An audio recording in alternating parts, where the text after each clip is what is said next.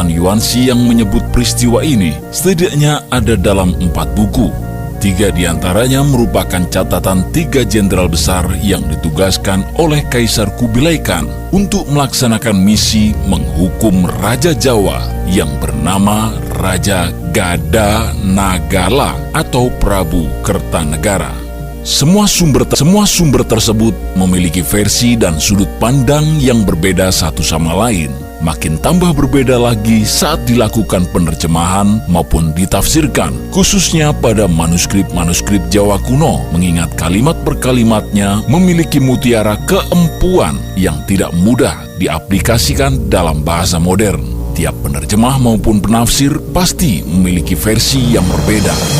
Ada pula yang berpendapat bahwa kedatangan Mongol disebabkan permintaan bantuan Arya Wiraraja berdasarkan sejumlah pemberitaan manuskrip kuno. Pendapat lain menyebut Mongol ingin menjadikan Jawa berada di bawah lingkar mandalanya yang otomatis wajib menyetorkan upeti secara berkala sekaligus mengirimkan anak perempuan sang penguasa untuk dinikahi sebagai tanda persekutuan atau kekerabatan. Meski saling berbeda pendapat, namun kebanyakan sejarawan sepakat bahwa kedatangan Mongol ke Jawa terutama karena dipicu oleh penghinaan Kertanegara pada duta Mongol yang bernama Mengshi di tahun 1289. Telinga Mengshi dilukai, sementara di dahinya diberi cap dari besi panas berlogo tanda maling. Kala itu, kekuasaan Prabu Kertanegara sangatlah kuat. Telatah Swarnabumi dan Bali telah bersatu di bawah Mandala Singosari, sehingga Prabu Kertanegara sama sekali tidak takut menghadapi Mongol. Namun Profesor Dr. Agus Arismunandar, arkeolog Universitas Indonesia, mengatakan dalam sebuah wawancara media bahwa perilaku Kertanegara yang keras ini sesungguhnya juga dicatatkan dalam sebuah prasasti Camundi yang berangka tahun 1292 Masehi. Sri Maharaja Kertanegara telah puas dengan kemenangan-kemenangannya di semua tempat dan menjadi payung pelindung seluruh Dwi Pantara. Dia memiliki sifat ahangkara yang artinya bangga dengan kekuatan diri sendiri. Pengiriman Mengshi diduga sebagai upaya Kubilai Khan melancarkan semacam tekanan mental pada Kertanegara sebelum benar-benar menyerangnya. Namun ternyata tekanan ini justru berbalik menjadi tekanan yang lebih memalukan. Kubilai Khan akhirnya terpaksa mengumpulkan jenderal-jenderal terbaiknya untuk menyerang Jawa. Menurut Profesor Slamet, berdasarkan 5 manuskrip Jawa kuno sekaligus, pasukan Mongol disebut tentara Tartar. Ini artinya pasukan yang dikerahkan bukan pasukan Tionghoa, namun bagian dari pasukan inti dari Kekaisaran Mongol sendiri. Lalu seperti apakah catatan yang dituliskan pihak Mongol dalam naskah Yuanshi?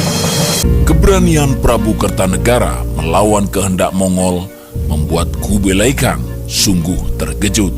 Tindakan penghinaan ini memunculkan dugaan bahwa lawan Mongol kali ini tidak bisa dianggap enteng seperti saat mereka menaklukkan seluruh dataran Tiongkok, bahkan Persia dan Timur Tengah atau Asia Barat Daya. Berdasarkan naskah Yuanshi, pada bulan kedua tahun 1292, Kubilai Khan memerintahkan Gubernur Fujian untuk mengorganisir 3 jenderal sekaligus suku tempur terbaiknya, yakni suku Mongol di bawah pimpinan Sibi, kemudian suku Uighur di bawah pimpinan Ikemise, dan Gaoxing yang memimpin pasukan campuran dari sejumlah dataran Tiongkok Selatan. 20.000 hingga 30.000 pasukan itu dilengkapi 1.000 kapal untuk mengangkut kuda dan perbekalan selama 1 tahun, ditambah dengan 40.000 batang perak yang kemungkinan akan digunakan untuk menyuap musuh yang membelot maupun membeli perbekalan saat berada dalam perjalanan atau sesampai tujuan. Selain itu, Kubilai Khan memberikan 10 lencana harimau, 40 hingga 100 lencana emas, dan 100 gulungan sutra benang emas untuk diberikan pada siapapun dalam pasukannya yang dianggap berprestasi. Para pejabat yang terlibat Selain 3 jenderal besar adalah pejabat Biro Penghiburan, Biro Perdamaian yang diduga bertugas melakukan negosiasi, 4 komandan perang yang bergelar Komandan 10.000, Komandan Sayap Kanan, dan pasangannya Komandan Sayap Kiri. Seluruh persiapan invasi ke Jawa agaknya dipersiapkan dengan matang karena memakan waktu hampir 1 tahun, dan oleh karena itu pasukan ini baru diberangkatkan ke Jawa pada bulan ke-12. Diduga pelayaran dilakukan secara bertahap untuk menghindari konflik secara terbuka dengan wilayah-wilayah yang dilewati.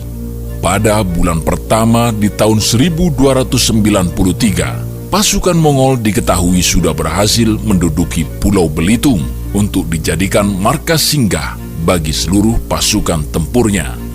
Setelah 1 bulan berada di sana, pasukan Mongol kembali melakukan pergerakan bertahap menuju Jawa.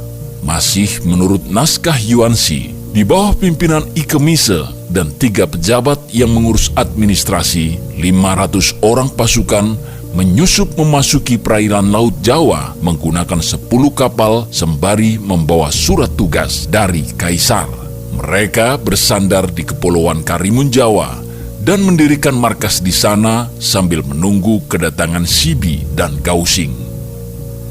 Setelah pasukan Mongol secara utuh telah berkumpul di Karimun Jawa, mereka menggerakkan pasukannya secara besar-besaran menuju Tuban yang dalam naskah Yuansi disebut sebagai wilayah Dubingzu. Kemungkinan pada saat penguasaan Tuban telah terjadi konflik atau setidaknya aksi penjarahan oleh pasukan Mongol pada masyarakat setempat, karena dalam Kidung Panji Wijayakrama disebutkan bahwa pasukan Mongol membuat kerusakan di tempat ini. Usai menguasai Tuban, strategi pasukan Mongol adalah membagi pasukan. Pasukan pertama akan bergerak ke arah Kalimas, yaitu suatu wilayah di Surabaya saat ini, menggunakan jalur darat di bawah Gausing dan Ike Mise. Sementara Sibi dan 3 perwira bawahannya menggerakkan pasukan kedua menggunakan kapal kecil yang mampu melakukan pelayaran cepat menuju tempat yang sama. Di sana, seorang menantu Raja Jawa yang bernama Tuan Pijaya telah menunggu. Tuan Pijaya yang disebut dalam naskah Yuansi adalah Dyah Wijaya, menantu Prabu Kertanegara yang tersisa karena Prabu Kertanegara diketahui telah terbunuh oleh Prabu Jayakatwang dalam sebuah serangan mendadak. Sungai ini adalah jalur utama masuk ke Jawa, hingga pasukan Mongol memilih pinggiran Kalimas sebagai markas besar seluruh pasukan tempurnya selama berdinas di Jawa. Para komandan pasukan membentuk perkemahan berbentuk bulan sabit di tempat itu, sementara deretan kapal-kapal gerak cepat disandarkan di sana hingga menggetarkan siapapun juga yang melihatnya. Berbeda dengan naskah-naskah kuno Jawa yang menyebut Daha mendadak diserang oleh Majapahit dan Mongol, dalam naskah Yuansi dikatakan bahwa militer Jayakatwang telah mengetahui usaha Majapahit yang ingin melawan Daha Kediri. Karena itu, pada tanggal 7 Maret 1293, wilayah Majapahit diserang besar-besaran melalui 3 penjuru oleh tentara Jayakatwang. Melalui caraka atau pembawa pesan, Wijaya meminta bantuan pasukan Mongol sehingga sehari kemudian di bawah pimpinan Gausing, pasukan Mongol membantu Wijaya. Strategi yang digunakan adalah memutus serangan militer Jayakatwang ke Majapahit dari arah tenggara hingga mereka mengalami kekalahan besar dan lari ke pegunungan. Sementara Ike Mise menggunting serangan tentara Jayakatwang yang datang dari arah barat daya. Keberadaan pasukan Mongol di Jawa yang ternyata membantu Wijaya membuat Jayakatwang meningkatkan pertahanan dirinya dan tidak lagi melakukan serangan. 100.000 prajurit disiagakan untuk mempertahankan Daha. Di sisi lain, Majapahit dan Mongol melakukan rapat besar yang dilakukan pada tanggal 15 Maret.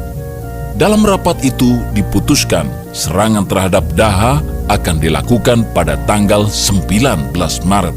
Seluruh pasukan akan dibagi menjadi 3 bagian. Pasukan pertama akan menyerang Daha menggunakan jalur sungai di bawah pimpinan Sibi. Pasukan kedua di bawah Ike Mise akan menyerang lewat darat melalui jalur timur, sementara Gaosing dan Dyahwijaya menyerang dari arah barat. Berdasarkan sejumlah sumber Jawa, pasukan Ike Mise agaknya bekerja sama dengan Lembu Sora, Nambi, dan Ranggalawe karena menurut sumber tersebut, Lembu Sora memimpin pasukan Madura menyerang benteng timur Kediri yang kala itu dijaga oleh senopati terbaiknya seperti Panglet dan Mahisa Rubuh di bawah pimpinan Patih Kebumundara yang pernah menghabisi seluruh penghuni istana Singasari termasuk Prabu Kertanegara dan istrinya Sri Bajradewi. Jika dalam film-film kita melihat begitu hebatnya pasukan Mongol dalam baju besinya, namun tidak dengan pasukan yang dikirim ke Jawa ini. Pasukan yang dikirim justru sengaja dipilih yang tidak menggunakan baju tempur yang demikian.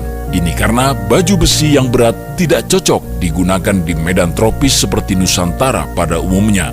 Para ahli strategi Mongol paham bahwa baju besi akan menjadi senjata makan tuan jika digunakan di Jawa. Selain itu, kepemilikan baju besi Mongol kala itu tidak seperti yang digambarkan dalam film-film.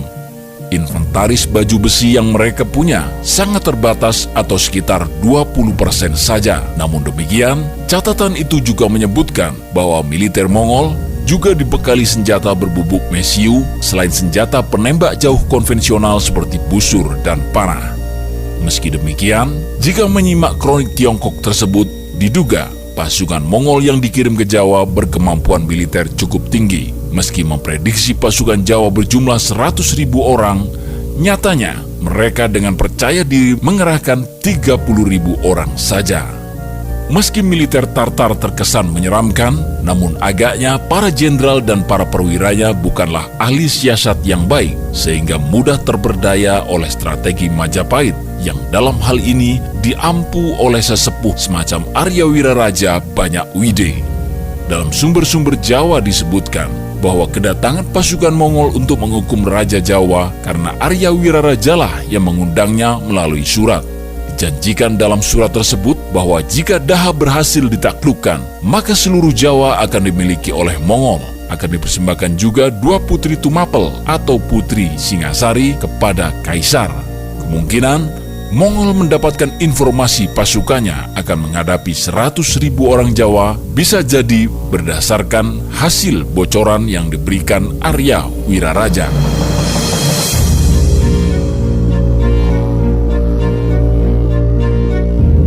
Manuskrip-manuskrip Jawa menyebutkan bahwa usai keraton Kediri hancur, Wijaya secara terburu-buru menyelamatkan sebanyak-banyaknya putri bangsawan yang ada di sana, terutama adik bungsu Tribuaneswari, yakni Gayatri, untuk dibawa ke Majapahit. Wijaya tidak ingin para perempuan itu direbut oleh para perwira pasukan Tartar. Namun saat telah berada di Majapahit, para komandan Majapahit justru kebingungan, karena bagaimanapun juga, para perempuan cantik itu harus diserahkan pada mereka sebagai bagian dari perjanjian. Kebingungan ini juga karena jumlah mereka tidak sebanding dengan jumlah pasukan Tartar. Lembu Sora dan Ranggalawe secara tegas dan berani mengatakan bahwa jika para tentara Tartar itu datang ke Majapahit untuk memintanya, dirinya akan mengamuk habis-habisan. Namun Arya Wiraraja berusaha menenangkannya dengan mengatakan bahwa dirinya masih memiliki siasat lain, dan siasat Arya Wiraraja inilah yang membuat Mongol mengalami kegagalan menguasai Jawa. Berbeda dengan sumber-sumber kuno lokal yang menyebut bahwa pasukan Mongol kalah karena dijebak, pada versi catatan yang dibuat oleh Jenderal Sibi, kronologi singkatnya adalah sebagai berikut. Seusai Daha takluk, Wijaya dan pasukannya meminta izin untuk pulang ke Majapahit dengan alasan menyiapkan surat dan upeti untuk diberikan pada Kaisar. Sibi dan Ike Mise mengizinkan, namun Gaosing curiga sehingga memerintahkan 2 perwira dan 200 prajurit mengawal kepulangan Wijaya ini. Di tengah perjalanan, para pengawal dan 2 perwira Tartar ini secara mendadak dihabisi. Mundurnya pasukan Mongol menurut catatan Sibi juga bukan karena dijebak di markas Bayangkara Majapahit seperti sumber-sumber Jawa, melainkan karena mereka sendiri yang menginginkan untuk pulang meski di antara para jenderal ada yang ingin membalas dendam. Ike Mise berpandangan bahwa pertempuran itu akan sia-sia karena mereka tidak menguasai medan Majapahit.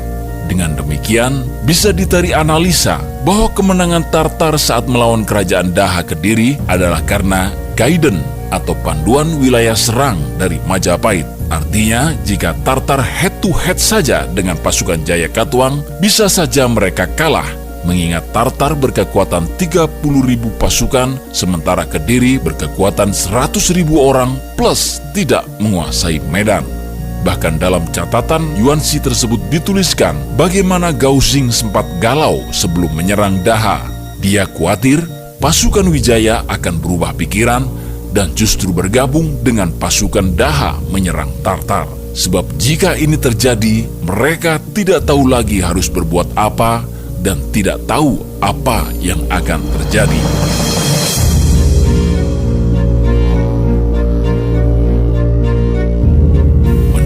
Catatan Sibi, seusai 200 pasukannya menjadi korban pemberontakan Wijaya, pasukan Tartar Mongol kemudian mundur ke armadanya di Muara Canggu. Namun Wijaya mengetahui hal ini sehingga pasukan mereka diserang dari dua arah. Serangan ini ternyata bertujuan untuk menggunting rombongan pasukan Mongol. Pasukan Sibi terpotong dan tertinggal 300 li. Dalam satuan panjang, 1 li adalah setara dengan setengah kilometer. Dengan demikian, pasukan Sibi tertinggal cukup jauh dan menjadi bulan-bulanan pasukan Wijaya. Sepanjang itulah, pasukan Sibi bertempur habis-habisan sembari mundur hingga ribuan pasukannya gugur. Kalkulasi setiba di Guangzhou, pasukan yang gugur atau hilang adalah 3.000 orang.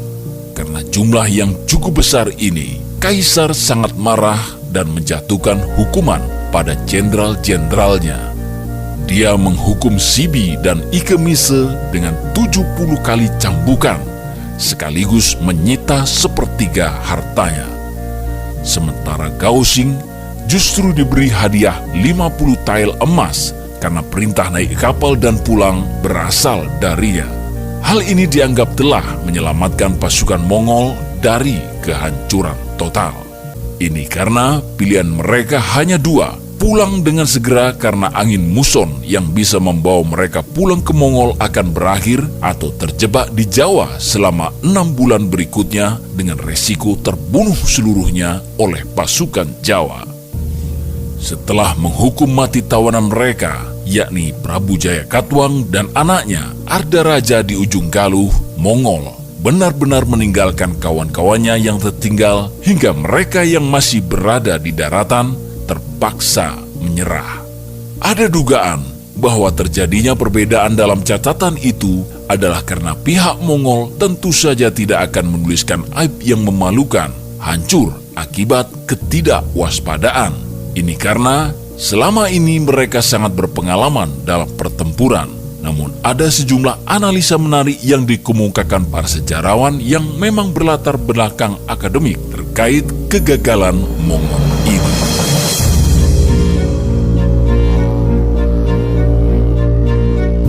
Arkeolog Universitas Indonesia, Profesor Dr. Aris Munandar berpendapat bahwa pengusiran Mongol dari Jawa sebenarnya tidak ada hubungannya dengan putri atau perempuan. Wijaya mengusir Mongol karena dianggap terlalu lama di Jawa, yakni 4 bulan. Pendapat ini seiring dengan buku Nusantara dalam catatan Tionghoa yang diterjemahkan oleh W.P. Groeneveld. Sumber Tiongkok hanya menekankan pada pembalasan Mongol karena utusannya dihinakan di Jawa.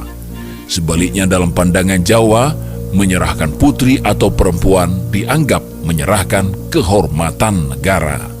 Sejarawan Profesor Dr. Slamet Mulyana, ahli filologi yang mampu membaca manuskrip-manuskrip kuno sekaligus meneliti keautentikannya ini, menganggap kekalahan Mongol adalah karena iklim yang tidak bersahabat. Bagi pasukan Mongol, cuaca Jawa tentu lebih panas dari negaranya. Pendapat ini masuk akal karena hal ini tentu akan menguras tenaga mereka saat melakukan pertempuran atau bahkan bertahan. Apalagi meski tidak menggunakan baju besi, seragam tempur mereka rata-rata masih terhitung tebal sehingga tidak banyak mendukung. Berbeda dengan pasukan Majapahit yang kebanyakan bertelanjang dada dan mampu melakukan gerakan cepat. Sejarawan lain juga menganggap kekalahan Mongol adalah juga karena pasukan kavaleri berkuda dan pemanah mereka tidak dapat berfungsi dengan baik. Jawa kala itu kebanyakan berupa hutan lebat dan rawa-rawa. Dengan keadaan alam yang seperti ini, Majapahit bisa dengan mudah melakukan serangan dari berbagai arah yang terlindungi oleh kontur tanah maupun kerimbunan pohon dan semak belukar. Mereka bisa berkamuflase dengan baik, bahkan melakukan serangan dari atas pepohonan.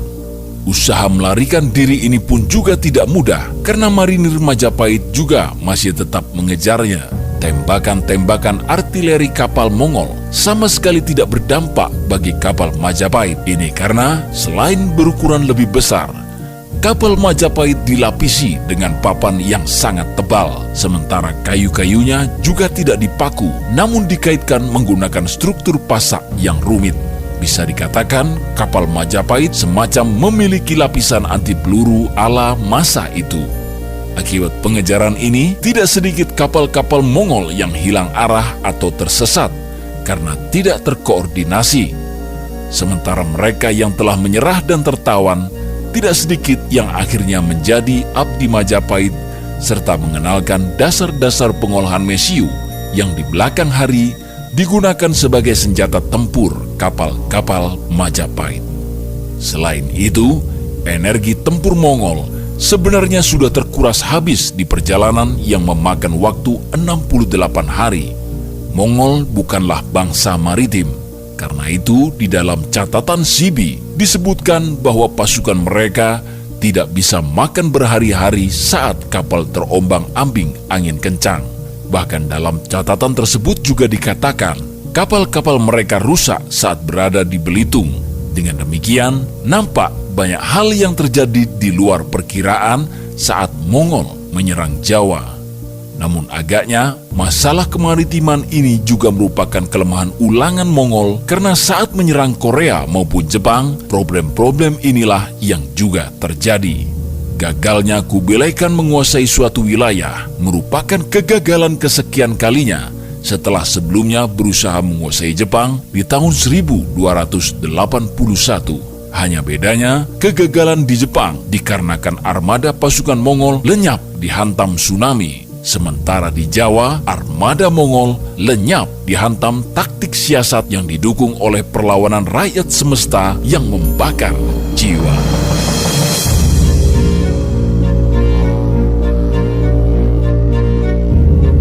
Kami ucapkan selamat datang pada Anda para pendatang baru di channel ini. Jangan lupa untuk subscribe dan menekan tombol lonceng untuk mendapatkan update terbaru dari kami selanjutnya. Juga tentu saja jangan sampai terlewatkan untuk mengisi sekilas komentar atau sekedar absen kehadiran dari pesanggerahan Anda masing-masing. Tombol like yang Anda berikan akan menjadi energi tak terkira bagi kami untuk memproduksi video-video terbaru, juga membuat channel ini akan semakin kokoh. Sukses terus dalam cinta dan kehidupan Anda sekalian.